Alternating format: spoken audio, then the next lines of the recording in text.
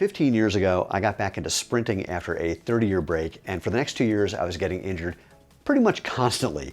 And a friend of mine who's a world champion runner gave me a copy of a book called Born to Run, written by Christopher McDougall. It was a New York Times bestseller, and it's about the Tarahumara Indians in Mexico. And they run either in bare feet or in sandals like these. This is an actual Tarahumara Huarache sandal. So scrap of rubber from a tire, some leather, a leather strap to hold that on your foot. It's basically what footwear has looked like for the majority of human history. And my friend suggested I try running barefoot to see if I learned anything about why I was getting injured all the time.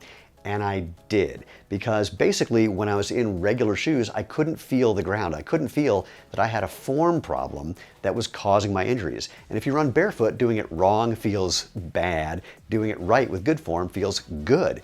And so I love that barefoot experience. My injuries went away. I became faster. I'm a Masters All-American sprinter. So for men over the age of 60, I think I'm like the 15th fastest guy in the country. But more importantly, when I had that initial experience 15 years ago, actually 13 years ago now, I just wanted that natural barefoot-like experience as much as I could have it.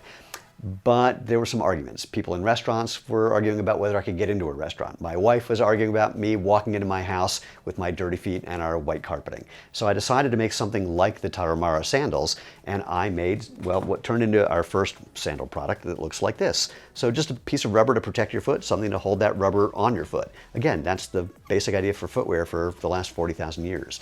And that's how it all began. But not even with something like this. We were selling a do-it-yourself sandal making kit. So we were buying large sheets of rubber that we would cut into small sheets of rubber. We'd go out and buy large things of cord to cut those into small things of cord. And we sold that to people along with instructions on how to make sandals based on this 10,000-year-old design idea. So it was a do-it-yourself kit. That's all we did for the first 3.5 years. And as you can see, things have expanded dramatically in the last 13 years as customers would say things like, I love that make your own sandal idea, but I don't want to make my own. So we did a ready-to-wear version. Then they would say, well, what about a sport sandal? Because I don't want something between my toes. Or they'd say, well, that's great, but what about when I go to work and I need something closed toe? Or what if I want a running shoe? And as a result, from listening to our customers and having a brilliant product team, we now have a complete line of casual and performance shoes, boots, and sandals for everything that you could think of, but still maintains that original idea of how do we get that same barefoot-like experience, that natural movement experience for everything you do.